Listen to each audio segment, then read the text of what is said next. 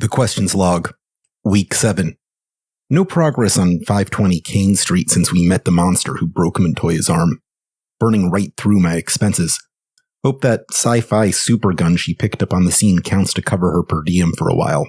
I'm afraid the righteous campaign for truth and justice doesn't do much to pay the bills. Unless, that is, you happen to be Booster Gold. But how long until that house of cards comes crashing down? I may not have a nose, but sometimes I can feel it twitching. This is 52 Pickup.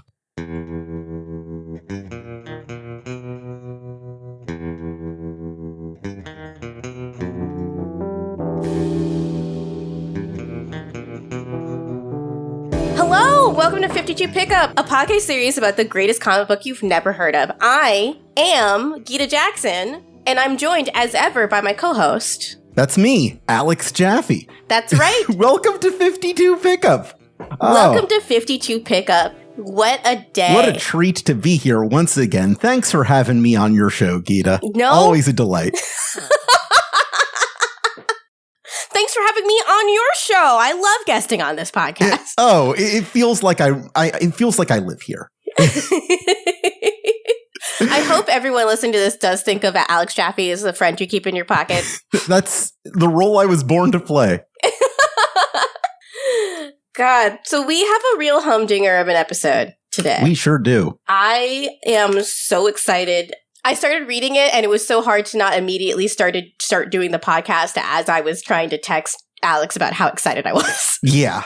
Issue 7 is where this really picks up. It's where 52 takes off in a big way, because around this time, like the turn of the 21st century really, is when you see the rise of trade waiting culture, where rather than collecting individual issues, a lion's share of comic readers will wait for a series to be collected in a trade paperback volume, which collects multiple issues, which encompass a single story arc, and read it all one at a time rather than waiting month by month for the next installment. And typically, the range of a story arc is half a year or 6 issues. Now, because this is a weekly series as opposed to a monthly series, we get to the 6-issue mark in a month and a half as opposed to half a year. But it remains the same, that kind of marking point of knowing where a series stands and where it's going is around issue 6. Like, kind of they teach you in film school that around 15 minutes into a movie, you discover the inciting incident of the movie. Yeah. That's what issue 6 is for an ongoing comic book series. And this point on is really where the comic is comfortable in exploring the concepts that it spent the last 6 issues putting together. Yeah, it has given you the basic overview of who these characters are and what situations they're in. Now we're off to the races, right? Oh, yeah. Now the limiters are off. Greg Rucka has been chaining in an alternate dimension for over a year, and now he's ready to return from hell. Rock Lee has dropped the leg weights. Yeah, exactly. It really, like, this stuff starts heating up. I do remember this issue also when I was reading it at the time. I remember there's specific events in this issue that altered my brain chemistry forever. So I'm excited to go over this with you today, Alex. But I think first we do have to talk talent. Oh, absolutely. We do have to talk talent. This is the first and only issue of 52 penciled and inked by Ken Lashley. Now, those first 6 issues of 52 were mostly brought to us by our good friend Joe Bennett, who we've spoken about to some extent. But Joe has clearly done a lot of this art in advance, and for the next 5 issues or so, we're going to have guest artists on each weekly issue. Some of them will come back, some of them won't. Ken Lashley is one of the ones who's kind of a fill-in one and done here. So he's been getting professional comic artwork since 1993. He got his start during the 90s X-Men boom on Excalibur. He did a lot of fill-in work during the New 52, and currently he's back at Marvel working on their Star Wars line. So Ken Lashley's art here, in places, does look a little bit rushed, but it is a weekly comic series. So if there's any book that's the art is going to look rushed sometimes on, it's going to be this one. Travis Lanham, or letterer from issue 2, is back on lettering again. Now, when you look at this issue in the 52 Omnibus, you're able to get a look at some of the breakdown art that Keith Giffen did for this issue that Lashley and other artists throughout the series used as their Bible for doing their own art. And when you look at that art, it seems a lot more dynamic than what ultimately ended up on the page. Yeah, there is a lot more fluidity to the motion. It feels like they're doing storyboards for a Bruce Timm Batman series, is what it looks like. Yeah, that's exactly what it looks like. Especially given the subject matter, which we will go into in a minute. But it's a very giving cartoon, whereas the art on the page is more composed, more like a fashion croquis, I would say. I don't think it necessarily affects the overall storytelling, but this is part of why running a weekly comic is really, really, really hard. Some of the vision you just have to give up on. Yeah. Don't do it.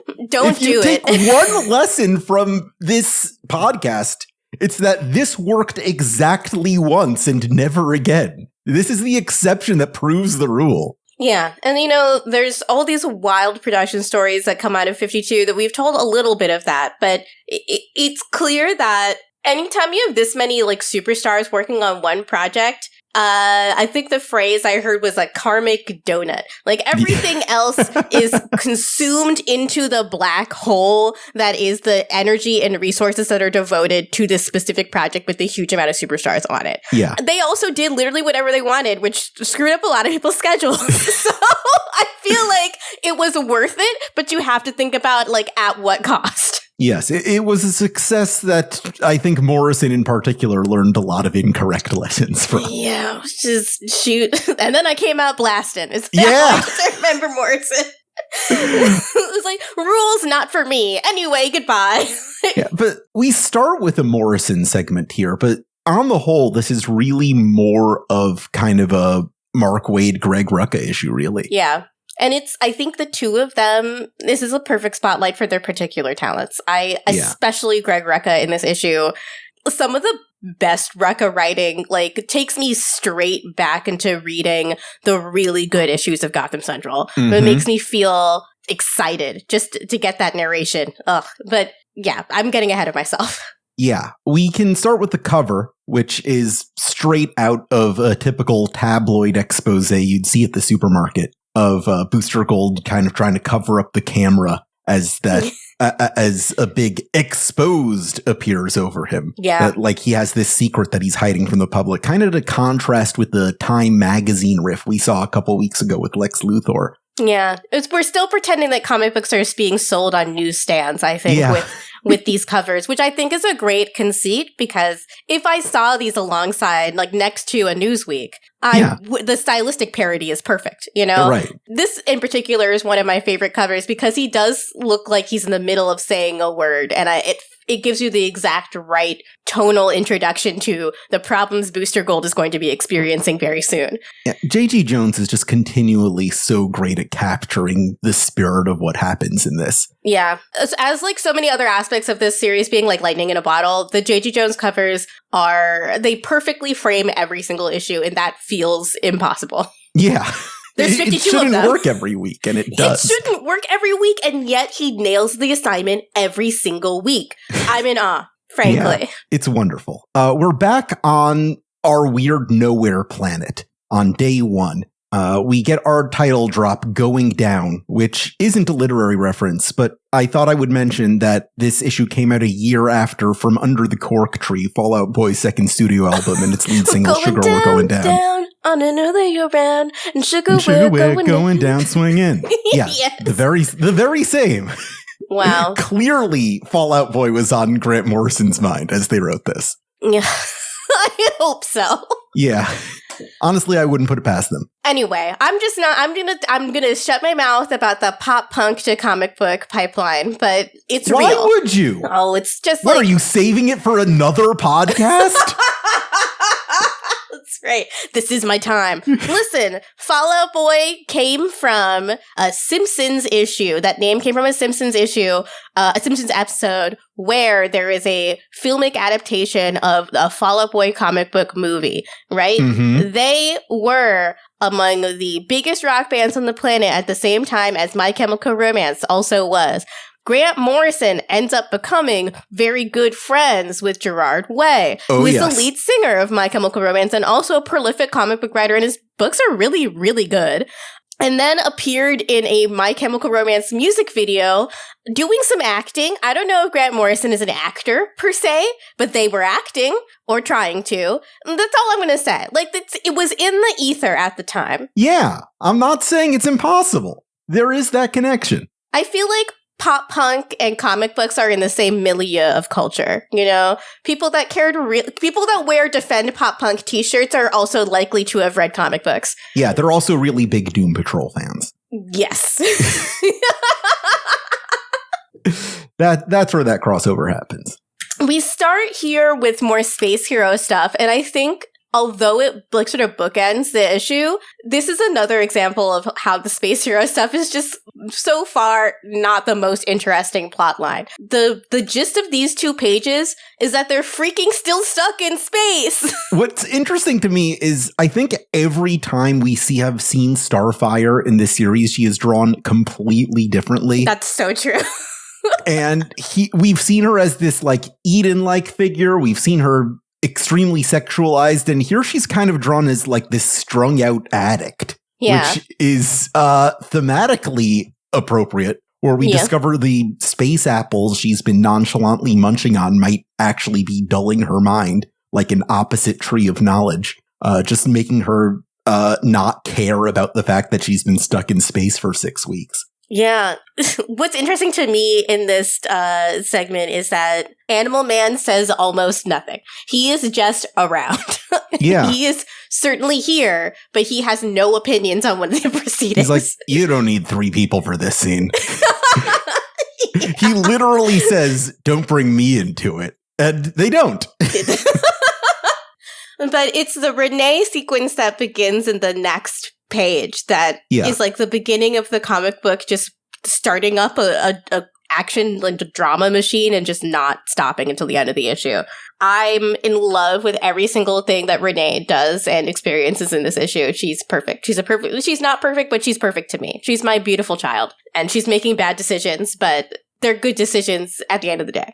Doodling question marks all over her cast. I love that. It's like the question just signed it over and over and over. So we have a 9-panel grid, very television yet again, feels very television on this first page. And then as she gets closer to like to an actual clue, it transitions from a 9-panel grid to a 6-panel grid, which I think is very interesting. The images themselves get bigger. There's more details in them. And you get a chance if you're reading, you know, and really looking at these details to sort of pick out a clue before she actually realizes it too, which I think is pretty neat. But genuinely what makes this sequence so good is this entire monologue about Father's Day that Renee is having here. It's interesting you bring that up because Keith Giffen, one of his major contributions to 52, and the thing that really made them keep it on track, was the idea that they would ground this in real-world time by making references when they were appropriate to whatever holiday would have been happening at that time. And this is really our first holiday reference that we've gotten in the series. We'll get a lot more as time goes on. But the fact that she's mentioning Father's Day, and this is the week that Father's Day is happening in the real world, does a lot more to set that parallelism of like this being a Newsweek issue you could find on the shelf. Yeah, and it really fits. Sometimes writers work better when they're given a box that they have to work with it. So if I don't know if Rucka took that as a challenge or if he was like, go great, another thing I have to deal with this super wild series. But the specific mention, it really sets up the tone here for Renee. She says that her parents have disowned her. Mm-hmm. She hasn't talked to her dad in, what is it? They say 18 months, over a year, and she hasn't talked to her mother in twice that long. It's all fallout from Half a Life, the award-winning Gotham Central storyline where Two-Face gets mad at her for not loving him, so he outs her as a lesbian. Yeah. Which is a big deal to the very heteronormative GCPD and her very Catholic parents who didn't know she was gay. 2006. Mm-hmm. It's hard to imagine now. I mean, in some ways, it's very easy to imagine if you are following the sort of not controversy, but the ridiculous discrimination against trans people that is happening in the United States and abroad, especially in the UK. But being just a gay person or a lesbian in 2006 was honestly extremely dangerous in some places. And like, this is an actual way to ground the comic book in politics. In the previous issue with the sort of airspace Green Lantern stuff, that felt really extremely shoehorned in, right? Suddenly these people have to care about airspace issues. But Renee Montoya being a lesbian, that is a political situation, and one that is really deeply felt, I think, amongst a lot of queer people from that era. So setting her up as someone who feels very familiar to us, that has these same struggles that a lot of us go through. Coming out's not easy, and being outed at your job by a supervillain. I mean, I guess if you're anyone who's outing you at your job is a supervillain, in my opinion. Exactly. Yeah. This is like pure Raymond Chandler shit. Like, she might as well be wearing a fedora and it's raining and smoking a single cigarette. She is indeed trying to light a match to smoke a cigarette on her her cast that's covered in question marks. It just is soaking you up in that feeling, the detective story feeling.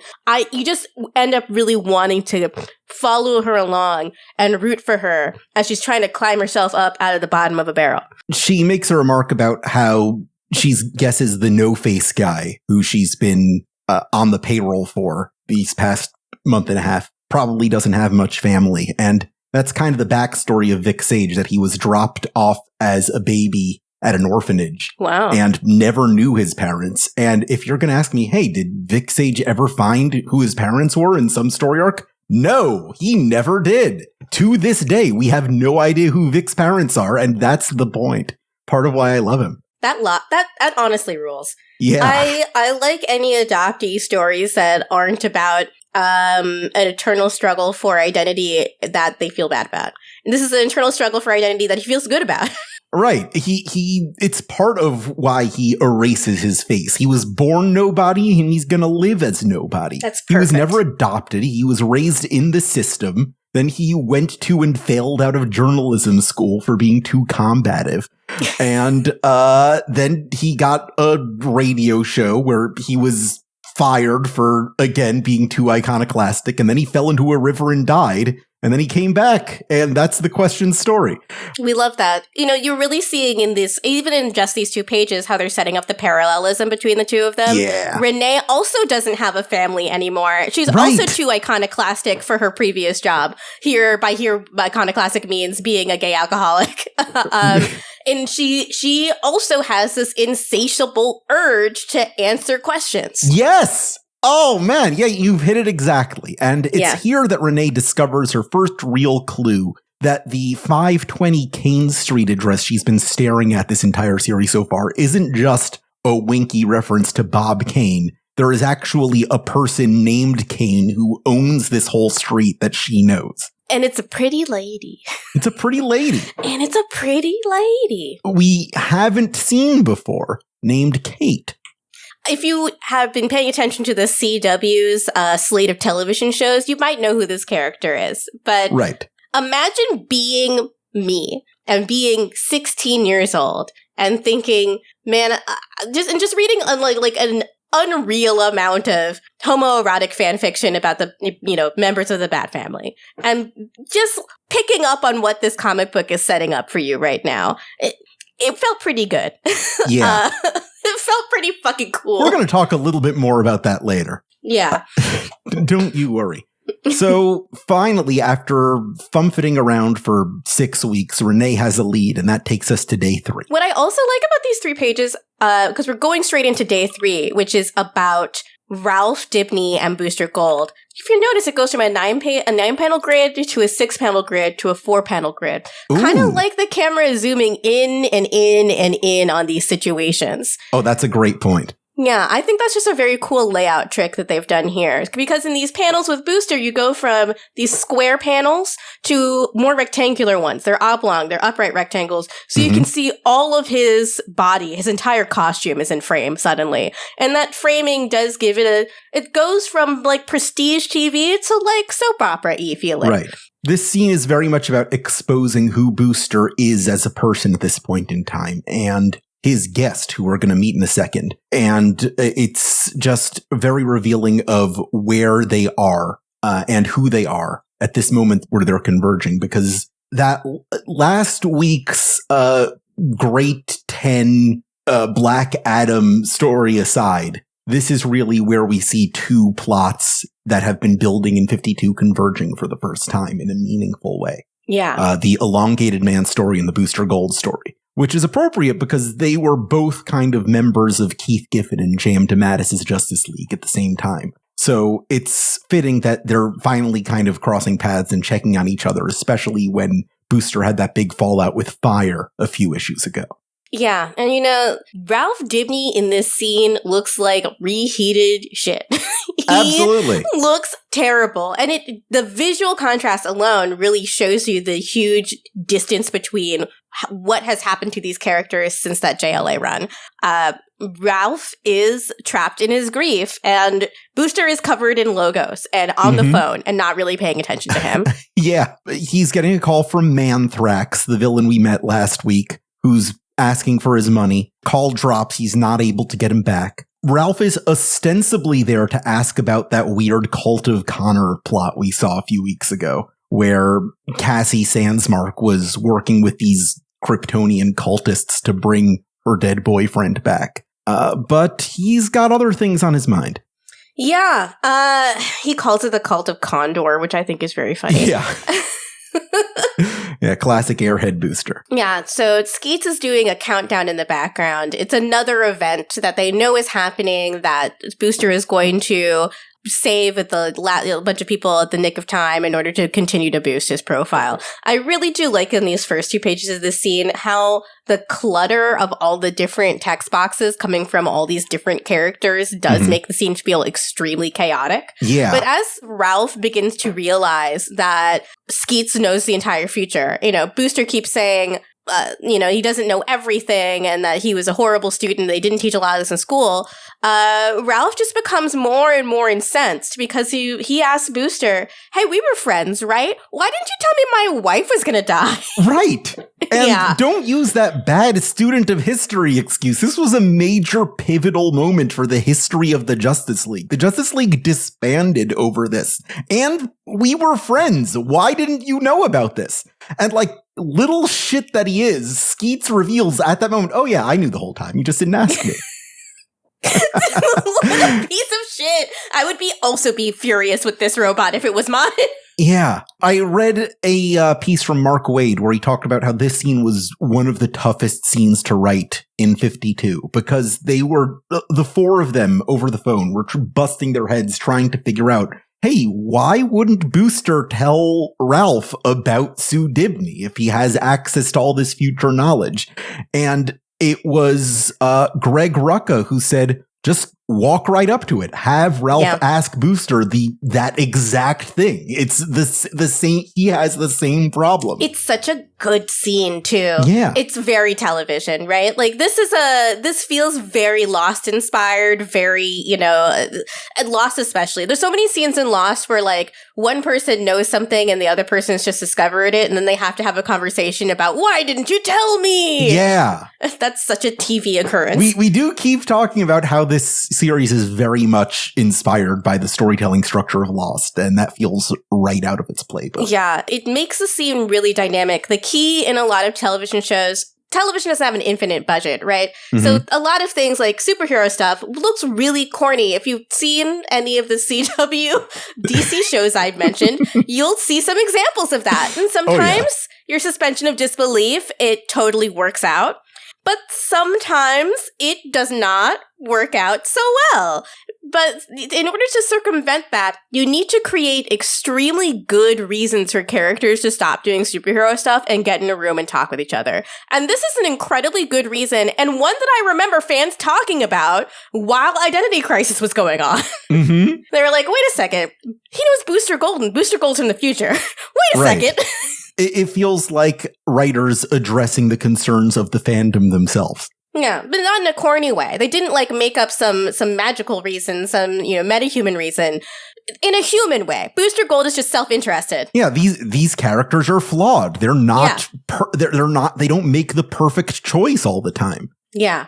So at the very end of the scene, before we transition to the next Renee Montoya appearance, there is an explosion in the distance. The countdown that Skeets was counting down to has, it's finished, and there's an explosion in the distance. And Booster looks at it, so does Ralph, and Ralph tells Booster that he has a chance to prove that he's an actual hero. Yeah, this is all leading up to this background plot that's been percolating way in the backdrop the past few weeks of Lex Luthor kind of solving the metahuman genome project and figuring out a way to give people superpowers. And Skeets predicts there's going to be some kind of riot at LexCorp that night, and that's where Booster has to be. But there's something else going on that very night in Gotham City. I love when they make up rich families in Gotham City. Yeah. I love that more than anything. They just have to invent someone rich and then draw a big house for them and then be like, this is their entire family history. This is all real. I love that stuff. And this is that in spades. It makes me very happy. Oh, yeah. Greg Rucka's having a lot of fun here. Yeah. He creates this backstory for the Kane family, who for Gotham historians may recognize the name as the maiden name of Bruce Wayne's mother, Martha.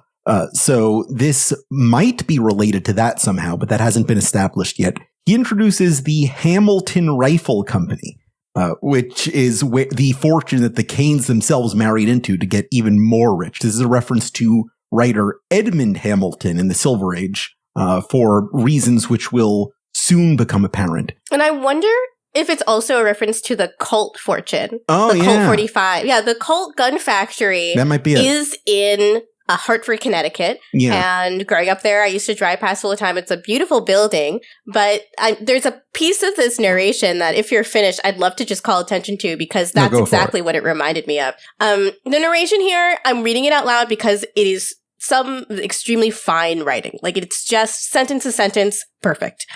It takes 3 minutes for permission to approach the house, another 5 to walk up the damn driveway. I try to calculate exactly how much money I pass on my way in and give up at $50 million. The name is Kane, but the money is Hamilton. Like trying to calculate the money, you can't begin to count the dead. It's so good! Oh, man. You can hear it in your head. She has such a unique voice that is so different from all the other characters in this book. Yeah. And it's got a real rhythm to it. You can feel the sort of film noir style patter when you read it. I'm just agog at the skill. It's such an heir to exactly what Denny O'Neil was doing on his own Question series and injecting that into the character that Rucka spent literally years developing over at Gotham Central. I tell people all the time that 52 is as much a sequel to O'Neill's Question as it is Rucka's Gotham Central. You kind of have to read both books to watch them converge in this plot line, and here's where we're really seeing that in Renee. Yeah, this is like the dream of sharing a universe in a comic book series, right? That you get to write a real successor series to not just your own work, but to something that you would clearly take a huge amount of inspiration from. Yeah. And it can be not only just as good, but in some places like new and unexpected. That is the comic books working at 100%. The whole idea behind 52 is these writers developing the stories of their favorite characters, not necessarily ones they made, but the ones that mean a lot to them. That's the dream of coming on board one of these long-running shared universes. Yeah, that's what everyone wants, but unfortunately, it does not always turn out that way. No, not only does it not always turn out that way, but when it does turn out that way, it often kind of disastrously very much looks like fans of a character writing a character, which... or even when you do something that is good and well received. Yeah. I know that Jonathan Hickman over at Marvel, a completely different company. I just wanted to mention it though. I was finally trying to understand what was happening in the X-Men universe. And as much as I love Kieran Gillen, I think he's doing a fine job shepherding the X-Men. But Hickman has made it clear that he had a specific plan for the Krakoa era, the new era of X-Men. But the Krakoa era was so successful that now he can't do it. Right. They wanted him to stay in Act 1 of this 3-act story he had planned because why stop a good thing? Yeah. But comics are not a medium where you're allowed to develop a character. You have to stay static so you can keep harvesting them for stories for 80 years. Yeah. It's like Renee really only feels this rich because we get to visit her week to week like a television character. Right. She's one of the few characters in the DC universe who gets to evolve, at least to a point. As long as Rucka was writing her at the anyway. What happens to her after this, we might get into at a future point in time, but I don't want to talk about it now. I like to live in the beautiful bubble that is 52 when it comes to Renee. Renee is the commissioner of the Gotham City Police Department right now in modern Batman comics. Okay. It's a choice. I don't see how this character that we're interacting with right now in 52 could get to there. Right. Like, that's how I feel about that particular choice. I just don't see it. At this point where she's really hit rock bottom, there is no path back for her. She's, like, in fact, kind of flipping off the Gotham PD in a lot of ways in this entire series. But especially here in this issue and in the previous time she showed up. It does feel a little bit like somebody way, way, way, way up saying, I know how to reform the police. We'll give them a girl boss. The other subtitle for this podcast is Gaslight Gatekeep Girl Boss. That's what's happening every issue. Like, I mean, really thinking about it, in this issue itself, we see gaslight, gatekeeping, and girl bossing. So, speaking of girl bossing, as Renee scams her way into this party, there is, we do finally get to meet who she confirms as her ex-girlfriend, Kate Kane. Yeah, Jessica Rabbit walks into this scene. She's dressed exactly like Jessica Rabbit. It's kind of fucked up. I do have this thing, comic book writers or comic book artists, especially ones who are fill-ins that are working in a hurry. So I'll give you some credit there. But up until extremely recently, comic book artists only knew one kind of fancy dress. Yeah. And it was either strapless with bustier or one shoulder, like full-length gown. Those were the only two dresses. There's not a lot of overlap between women's fashion design and comic book artists of the 90s and 2000s. Yeah. It took until the 2010s for someone to be like, oh, wait, let's grab a Vogue or something. Yeah, kind of the big reason Joelle Jones's career took off in comics is that she knew how to design a dress. Yeah, I mean, it does a lot. How much better? The scene is already really good because the character writing is really good.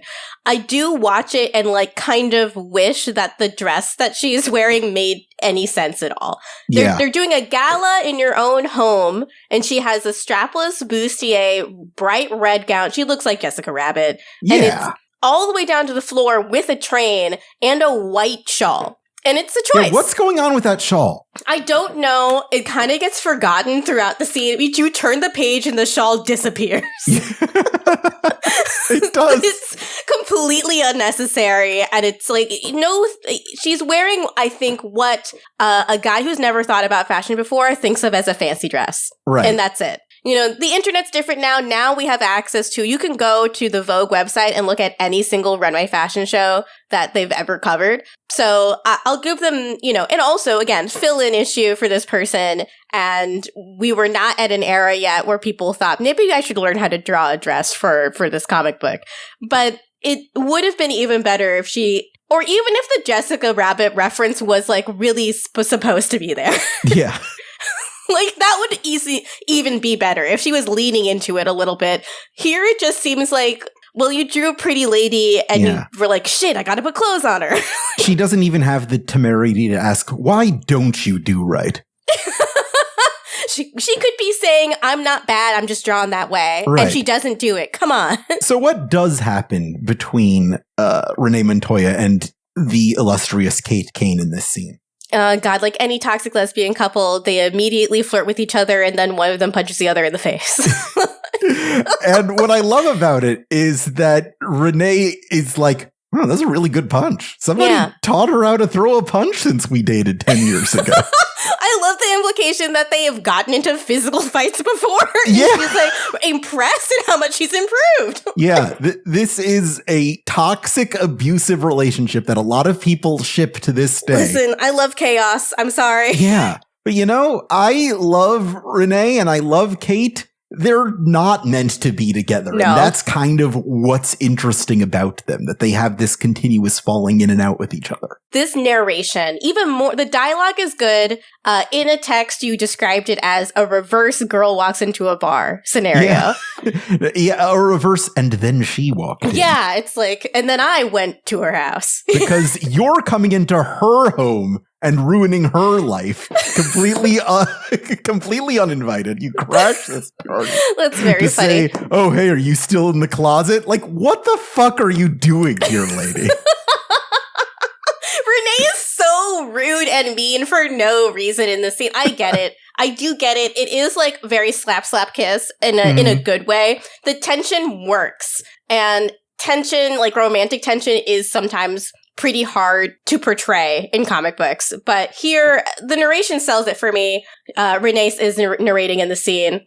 I could always press her buttons, and she could always press mine. That's what made it so good, and why it couldn't last. Which is... that's it, baby. That's it. That's it in a nutshell. And then the dynamic really, really works between these two. Because, you know, at this time, someone like Kate Kane being in the closet, like, dating women but not being out, that was something that people really did. Like, major celebrities really, really did. Yeah. This feels like a ripped from the headlines type story. You know, going back to the tabloid cover art that we have, it really feels like this is the kind of story you'd see on the interior of your, you know, dumb tabloid, New York tabloid that you pick up. Oh, yeah.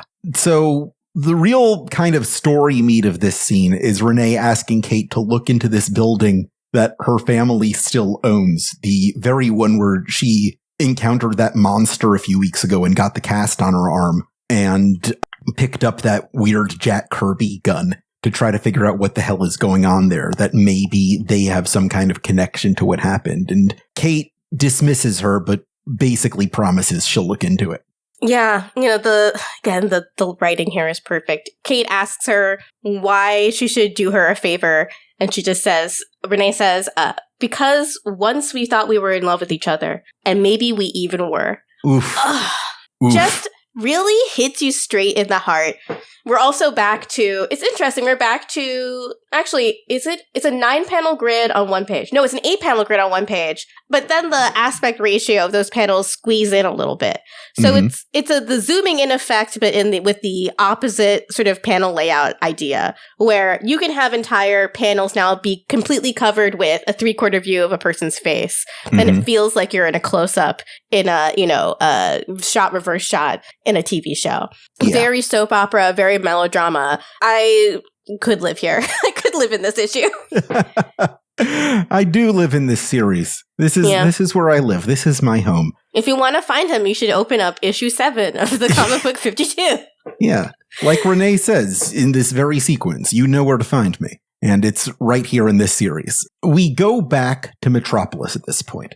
Yes. We're back in Booster Gold Town. And Booster very handily does stop this Tinker explosion. But after he does his little feat of heroism and Scoots does this little it Skeets. Feels like Scoots. Did I say Scoots? Why did I do that? Because I know of Booster. it's Skeets. Because it's of Booster and Scoots. Booster it's and Booster and Scoots. Booster Guild and Scoots. So it's very funny. Skeets does like a YouTuber ad right at the end, basically. Yeah. God. Never leave the house without an official Booster Gold windproof umbrella. We love that. Yes. Just use offer code SCOOTS for 20% off. If I shouldn't be, but if I were writing a Booster Gold series, he would have a podcast and a YouTube channel and a Twitch stream. Oh, sure. Obviously. He'd have a GoPro attached to his head. That actually was the plot of Dan Jurgens recently wrote a 7-issue Blue and Gold series, which is Ted and Booster trying to make money together off this superhero business. And he does have that kind of live stream account that he's trying to like build up social media followers on.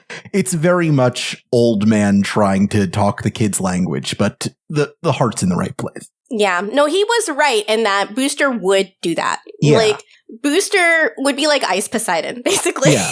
It just needed a younger writer. And that's kind of what's happening right now in the Fire and Ice Welcome to Smallville series. I've heard that series is really good. Yeah. Joanne Starer It writes a very kind of Paris Hilton, The Simple Life inspired story of Fire and Ice from Justice League International moving into a small town and trying to make something of themselves. And Fire starts up this whole social media thing, and it very much feels like a spiritual sequel to everything that Giffen and DeMatteis were doing in JLI. So if you're looking for that kind of boostery social media superhero content in the DC universe, that is where you find it. I'm going to pick that up, and next week we'll talk about it to each other as friends. Maybe on air, who knows? You know I'm always happy to talk about comics. This is when your favorite character shows up, Tim Drake. I can't, you're never gonna let me live that down. Never. But Tim would also be out here with the cell phone being like, excuse me. Yeah. Because that's the man he is. That's the annoying bisexual that Tim Drake is. Absolutely. Tim's hacker name was Das Boot. I'm gonna slap that nerd. God damn. I mean this with all the affection in the world, but Tim Drake, I hate you. I want that twink obliterated. I do say that about Tim Drake a lot. Yeah, no, it works. It's. Do you think he's really into the new Troye Sivan album? I think he is. Anyway, he's out there doing his stuff, listening to Rush. But Rush, absolutely. Yeah, absolutely. He listens to Rush. He listens to Jonathan Coulton. He owns every They Might Be Giants album. Oh, that's true. Absolutely, he does. He's a big They Might Be Giants guy. Yeah, that's where I stand on I Tim. believe that in my heart. But Lois shows up. My wife, Lois Lane, shows up. Everybody's wife, Lois Lane. Yeah, well, specifically Superman's wife, Lois Lane. But my wife, also my wife. One of my favorite things that develops between Rick Veitch's short-lived Question miniseries and Greg Rucka's Lois Lane series is that both Vic Sage and Renee Montoya have huge crushes on Lois Lane. That scans. Yeah. That scans a lot. She's out there answering the questions. Exactly. It really entertains me that Vic and Renee have the exact same taste in women. Pretty lady. What can you say? Yeah. I love that. And she's doing her reportery best here. Mm-hmm. She's actually already, before Booster's jig is really up, she is already trying to get Booster Gold to slip up. You can see in the way that she's asking questions, specifically the things she's asking questions about. We get a little bit of a name drop of the Steel Lex Luthor storyline that hasn't showed up in a couple of weeks. But you can see that she's doing some investigating here. And Booster is deflecting like a well-trained PR agent, like saying, while this sort of superhero pilot program scares me, please don't quote me on that. Right. Because a couple of his sponsors are owned by LexCorp. Yeah, God, because he's a freaking corporate stooge.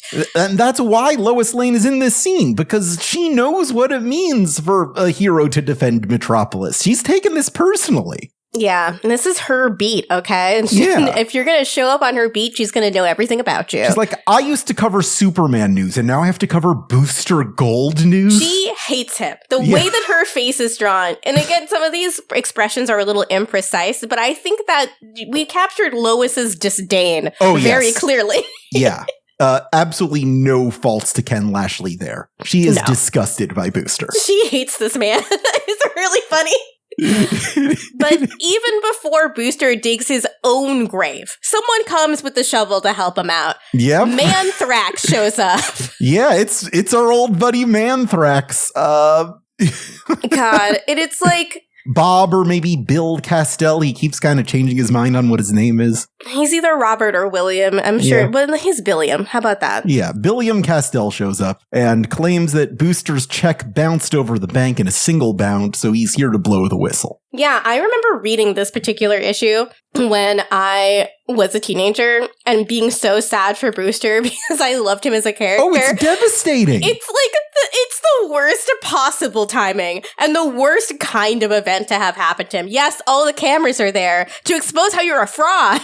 And what's worse is that he's totally earned this. Everything that is happening is his fault. And he's been such a dick to all of his friends, yeah. Right? He could have been open and vulnerable and kind to Ralph, but instead he blew him off. And now Ralph is not going to defend Booster as a friend that has his heart in the right place. Ralph joins in on this. Yeah.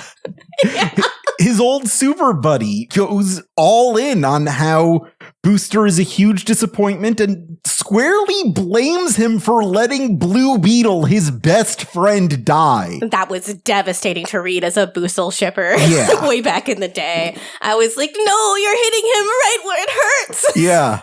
Like, Booster is literally begging him to stop, and he just keeps digging, and he turns his back and walks away on him, and Booster is now the most hated hero in the universe. Yeah, he went from being on top of the world, sort of, kind of, to being despised by the people of Metropolis. And they show you a cutaway to show that Ralph Dibny's speech about how much he hates Booster Gold is being broadcast live. So he's exposed, like, he's a PR nightmare. He's, this reference may not make sense by the time you hear this episode, but he is Joe Jonas post-divorcing Sophie Turner. Like, people don't want to have anything to do with this man, starting now. Yeah. We get one more scene, no words, takes us back to that space planet where Starfire has taken a lap around the planet to clear her head of the no-thinky juice in the apple she keeps eating.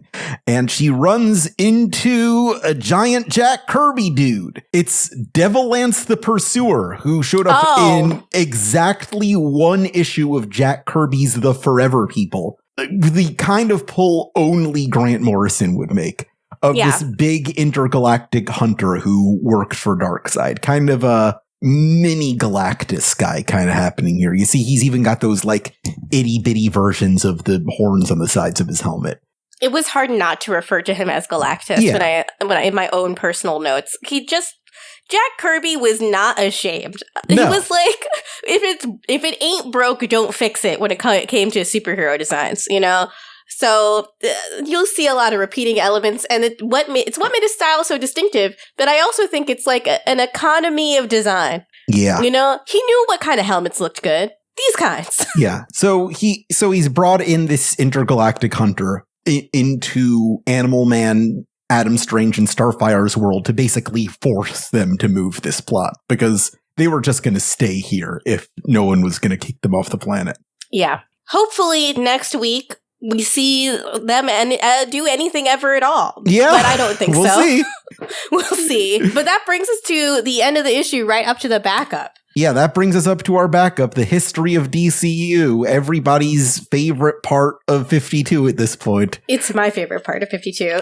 It's not my favorite part of 52. 52 is my favorite part of 52. Yeah. But it is this extremely impossibly truncated version of the entire history of DC Comics that is about to be irrelevant in a year. It is really fascinating to watch them try to do it. Yeah. Right? Like, try to actually tell the entire story. And that's what's so interesting about these backups. It's not a compelling story. Like, if this was all one thing I read seamlessly, you know, as an experience, I would be like, wow, that was pretty boring. Yeah.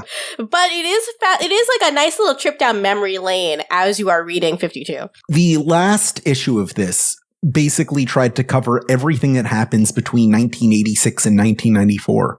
And this entire portion of the backup is focused on one event that basically nobody remembers, 0 Hour, which was written by Dan Jurgens, who is also writing history of the DCU. Surprise, surprise.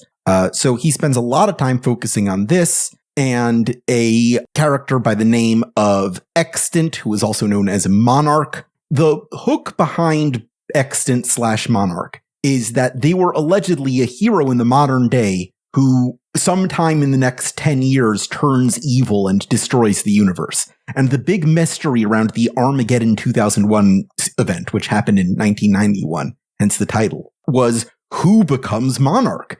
And the clues that even fandom at the time was very quickly able to pick up on was that Monarch was clearly supposed to be Captain Atom. But editorial got really pissed that everyone guessed early, and they changed his identity to Hawk from Hawk and Dove at the last minute, which makes absolutely no sense in retrospect, and is just one of like the famous colossal fuck-ups in DC history that people have not been able to untangle. I don't understand this whole thing. I remember even much later in the future for a project that like had so much more like institutional money behind it, but like Westworld, people got so the people working on Westworld got so mad that the subreddit figured it out beforehand. Yeah. You should be congratulating yourselves for writing a well-written mystery with really good clues and misdirects.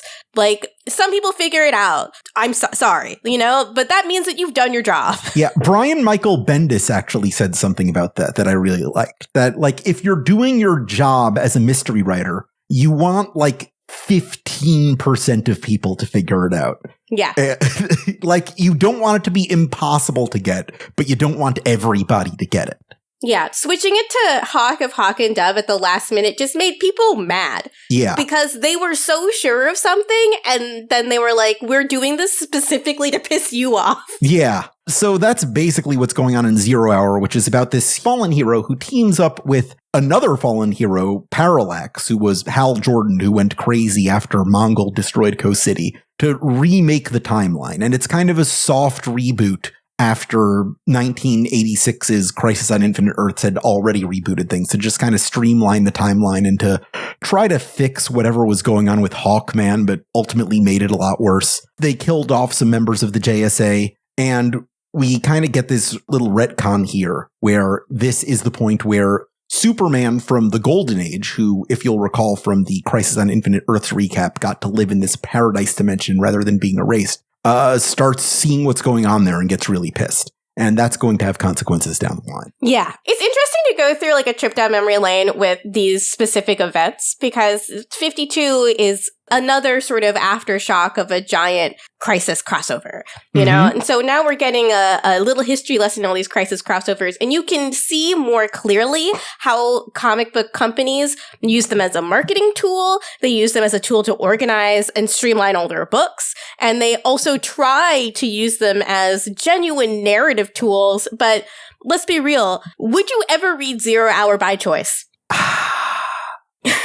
You're asking the wrong guy. I mean, fair. You would read everything by choice. Would you read it by choice for a non-trivia reason? Yeah, you see, I don't know if it's by choice when there is something deeply broken in me that compels me to read all this stuff. I don't think I have a choice. That's fair. You are just deeply compelled to know everything about the DC universe. But if I tried to read 0 Hour, I literally did. So I was curious, like, how is the story constructed? It is not compelling.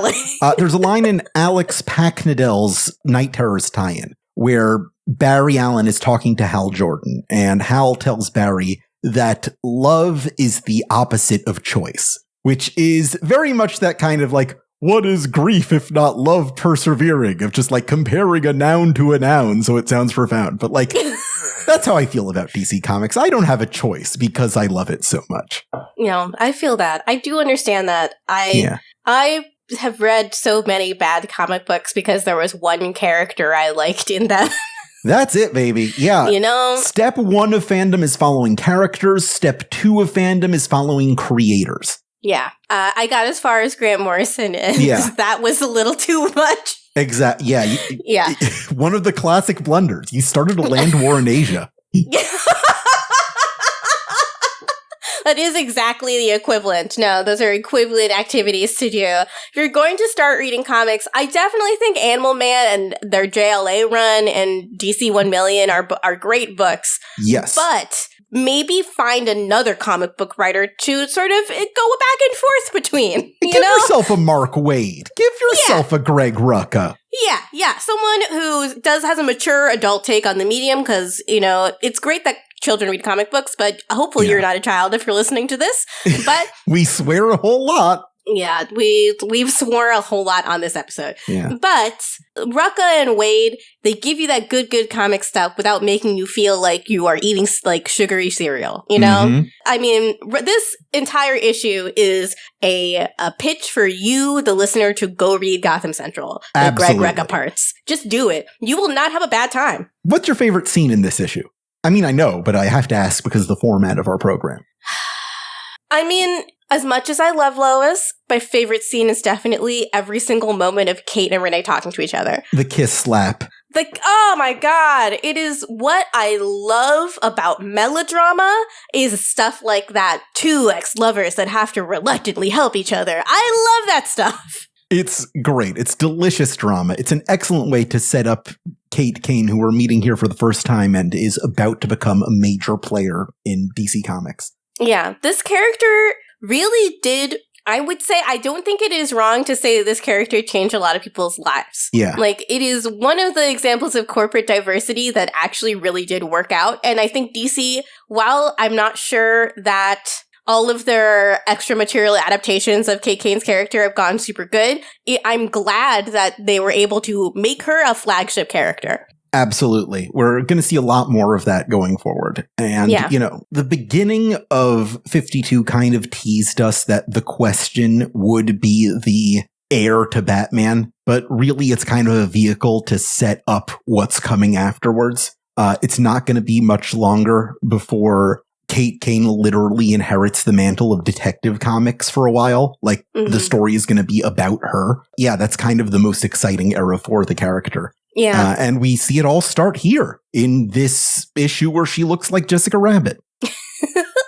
What was your favorite scene from this issue? Oh, it's absolutely that Ralph Dibny Booster Gold confrontation. No question at all. Oh, it's really good. It's another really, like, what you want out of a melodrama story, right? Yeah. These are the peaks of the drama. It's perfect. It's absolutely on point. This is exactly where these characters are at these points in both of their lives and exactly what they need to be hearing from and telling each other. And it's what we need to advance both stories. It's perfect storytelling that emphasizes the fact that these aren't all plot lines happening next to each other in isolation. This isn't an anthology. It is a series where these stories can genuinely affect one another. And that's what separates it from, like, Action Comics back in the 1930s when it was just like 11 different stories in one collection. It's not these four writers telling their own things. There are meaningful ways they interact. That's the promise of 52 delivered.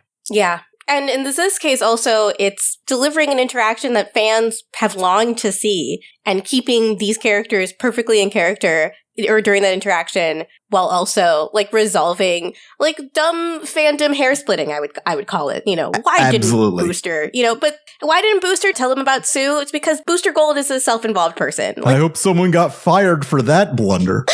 David, my husband now, David loves saying that about everything and everything. Anytime, like, our like surround sound speaker is not working, he's like, I hope someone got fired for that blunder. But it's great. God. The Simpsons is also good. Yeah. That's what I'll say. Simpsons is also good, to a point. Yeah, that's unfortunate. It's unfortunate what happened there. But, I mean, we wouldn't be doing this podcast if we were not also invested in a long-running institution that has periods of extreme badness. That's true. That's very true. So, Alex, what are you going to put on the blackboard for this issue? I got a couple things I want to put on the blackboard. One smaller, one bigger. The smaller one is during that first Renee Montoya scene, we see a newspaper on our kitchen counter that says Catwoman robs pharmacy in quotation marks. This is one of the few overtures that 52 is doing to a 1 year later storyline, kind of acknowledging that 1 year later exists. Because in Catwoman, we see that Selena Kyle got pregnant and had a baby. And we see this flashback scene where she breaks into a pharmacy and steals a pregnancy test, but leaves money for it on the counter, hence the quotation mark. So that's what's going on in this scene. But I really want to talk about the Kane family, Kate Kane, or specifically Kathy Kane. Now, let me take you back to the 1950s. This was the age of seduction of the innocent and Frederick Wortham and the Comics Code Authority saying there were all these evil messages coded in Batman that it was teaching kids to be gay. So they needed to take all of the gayness out of Batman and all of the deviant sexual behavior. So first of all, they had to remove Catwoman, who is all this like straight up BDSM character in Batman comic. We can't have her around anymore. She literally disappeared from comics for 12 years. Just right in the middle of Batman history. People don't talk about it a lot. That's so sad. And they were like, well, Batman needs a love interest. He needs a woman in his life so that people can say, see, he's got a girlfriend. And that's where Kathy Kane shows up.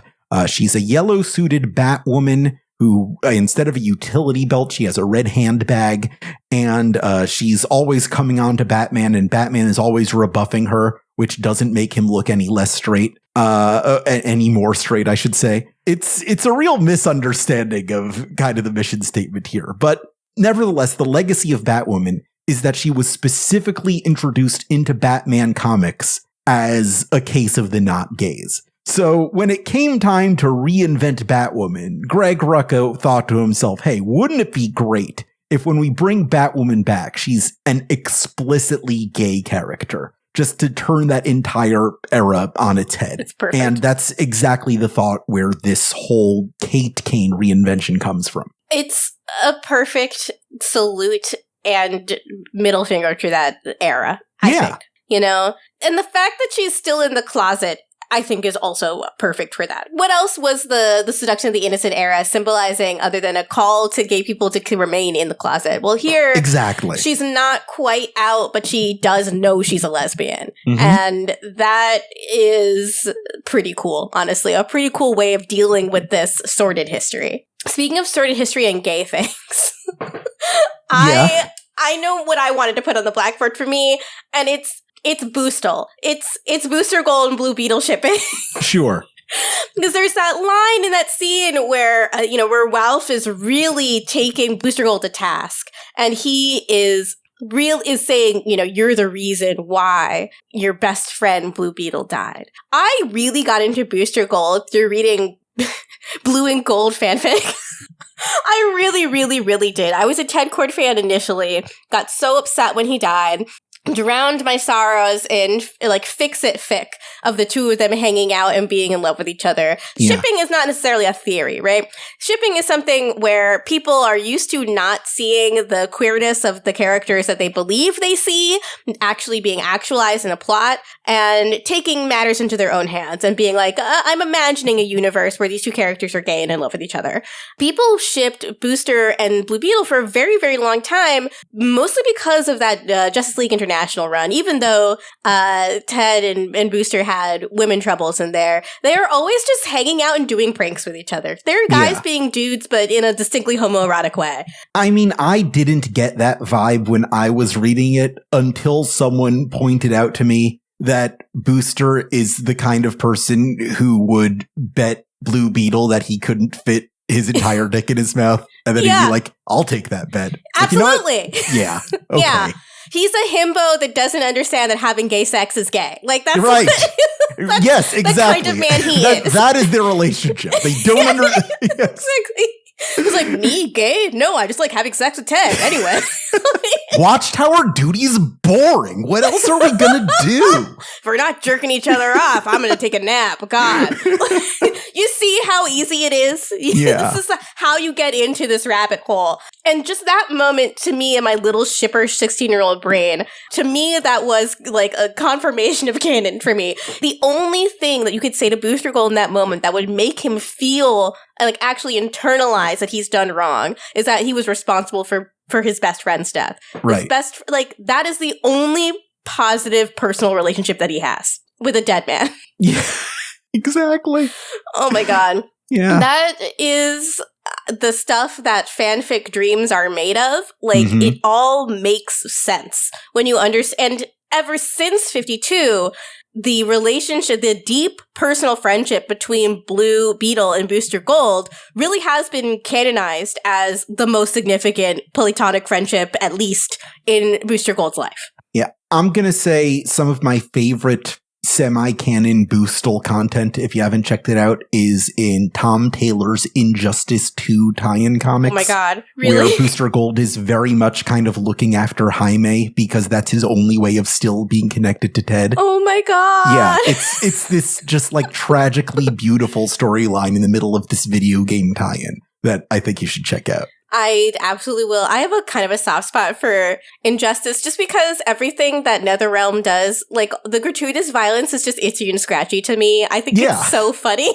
I maintain to this day that one of the funniest things to ever happen in a comic book is when Dick Grayson just dies because he fell on a rock the wrong way. I love that. People got so mad about that. No, that's perfect. That's what a comic book is. I'm sorry.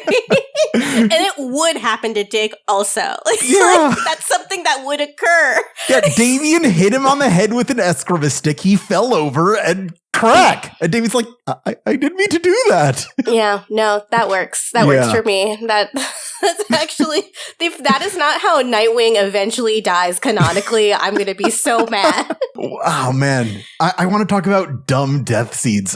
Tom King's Batman reveals us that the actual canonical death that Bruce Wayne goes through is that he got cancer from fighting Dr. Phosphorus once, who's like a D-list Batman villain. That's so good. Yeah.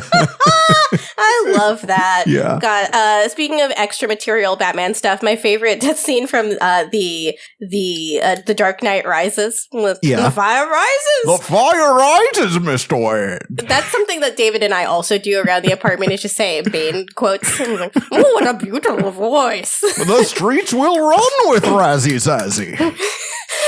Speak of the devil. That's my favorite one. Speak of the devil. I love when Marion Cotillard, playing the worst Talia al Ghul of all time, just kind of like takes a nap in the middle of her speech, and like we're supposed to believe that's her death. Like a red versus blue-esque herg blah. That's exactly what she sounds like, and her head just nods forward, and you're like, I guess she's dead. I'm dead. Like in Shakespeare when someone goes, and now I die. Yeah, it's exactly like that. Like, there's some things that Christopher Nolan is good at, and there's some things that he's not good at. Nah. I'll say being very generous. Okay. Oh, boy. Yeah, well, that's the issue. I think it's time for us to go to the mailbag. It's Ask the Question. If you want to ask us a question, just write in your questions to 52mailbag@gmail.com, and we'll probably get around to them. I mean, if we don't get mad at us, okay? But we're doing our best. But the more time I have to give to the mailbag, the less time I have to ask Gita the things I want to ask them. So please understand my plight here. Our first question comes from Matt Miller, who says, setting aside all considerations of a character's future commercial viability, which superhero being revealed as the Monarch would have been the most satisfying resolution to the Armageddon 2001 mystery? Gita, did you read Armageddon 2001? I did not read Armageddon 2001. That's fine. Because here's what I'm going to say about Armageddon 2001. Back in 1990 to 1991, DC had a major choice whether to promote one of two crossovers happening at the time as their major event. There was Armageddon 2001, which was this big story revolving around this mysterious monarch villain. But there was also War of the Gods, which was happening in Wonder Woman at the time, which is about all the deity pantheons fighting each other because they were being manipulated by Circe into just kind of upending the cosmic world. And it was kind of the culmination of everything that George Perez had been building in Wonder Woman since 1986.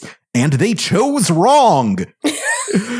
So yeah, Armageddon 2001, not just in the basis of who the ultimate villain is, but just kind of the entire direction of it was a little misguided as an event. And there's a reason we don't really talk about it anymore, other than the presence of Wave Rider, who is this kind of like gold-suited time-traveling dude who shows up a few times in 52. So we'll probably talk about him a little more then. But yeah, the Monarch was designed to be Captain Atom. It should have been Captain Atom. Case closed. I'm with you on that. That is true. We already talked about it, but it's just true. It just should have been Captain Atom. It doesn't make sense if it's not Captain Atom. There's a couple of comic book. Do you ever like watch a movie or read a book or anything, read a comic book where you're like, I'm just going to politely pretend that the thing that's happening in my head is canon and just ignore every reference to it? All the time. Yeah. Literally every time someone says that Zeus is Wonder Woman's dad, I let it just pass through my head. The comics are great because you know also someday someone who has the same opinion as you is going to get the helm of that comic and they're going to make it be happening. Make your canon, your head canon does actually have the chance to become canon. Exactly. That's the magic of comics. Our next question comes from Bo Q, who asks, which Robin has the best haircut? Oh my God, that's a hard one. If you could do a quick vibes-only ranking of Robin haircuts from best to least best, I would enjoy that. Thanks in advance. For me, the big problem is Red Hood's hair good or bad? Jason, does he have good or bad hair? I don't know. I mean, I think we can all agree the best hair is Stephanie Brown. Yes. No, obviously that's number one. Yeah. That big poof she had in the back during the 6 months she was Robin, it was great. I loved it. She was giving Amy Winehouse. It was really working for me. She has, I think, one of the best Robin costumes, like just by far. It should be a Halloween costume every year. Absolutely. Jason Todd wins for having the most hair. The most amount of hair things you can do. He has it's standing up, right? It's got white streaks. He's the only redhead. There's a lot of things happening here. I don't know if it all works out. I'm going to have to say Jason Todd is not a redhead. That's a Grant Morrison thing. Jason Todd fans disown that. Okay, fair. The whole hair dye thing is, I'm going to say that's not canon. Stricken from the record. He gets an auburn tone to his black hair, though, sometimes. All right. The deal is, it was part of Grant Morrison's whole every story is canon thing, because Jason Todd has this weird distinction that he has two different origin stories before Crisis on Infinite Earths and after Crisis on Infinite Earths. And before Crisis on Infinite Earths, he was a redhead who dyed his hair. And after Crisis on Infinite Earths, he just had black hair. And Grant Morrison, like, oh, he's been dyeing it this whole time, but literally nobody else is held by that because it kind of doesn't really make sense to the whole resurrection storyline. So it's a thing that the Jason fandom has largely discarded. Jason Girlies, please don't come for me. I was not thinking of him I wasn't thinking of him as a ginger. I was thinking of him as like an auburn haired. Because you do see sometimes it looks like he's putting a red glaze over black hair is what it looks like. I am not a ginger Jason truther. No. Yeah. Okay. Anyway, all of the Robins basically have the same hair. The idea is that Bruce keeps adopting the same boy over and over again, and that's the point. Which is the same boy that is him. Yeah. Also upsetting. Yeah, he keeps adopting young him so that he can have a dad the way he didn't. And Alfred's in the corner just like, I'm not going to take that personally.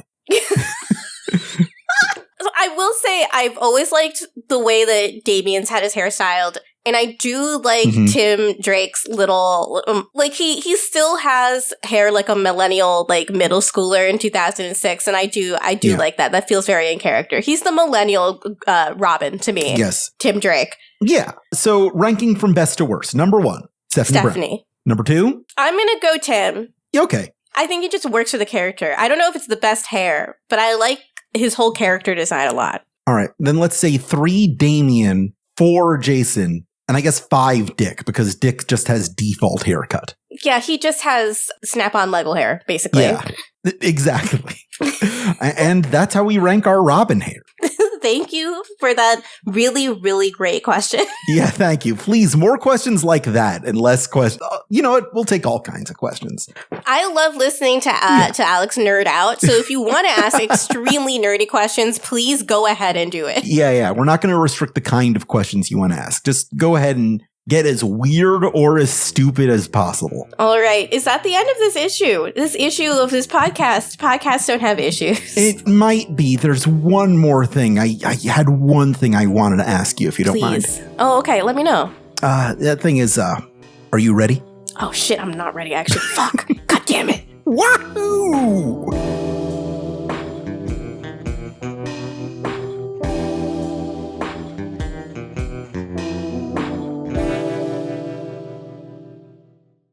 52 Pickup is an Aftermath production created by Gita Jackson and Alex Jaffe and edited by Esper Quim with original music by John Ahrens. The views and opinions expressed on this show are solely those of the show's personalities and do not reflect those of DC Entertainment or Warner Brothers. Please rate and review our show wherever you can and send your questions and comments to 52mailbag@gmail.com.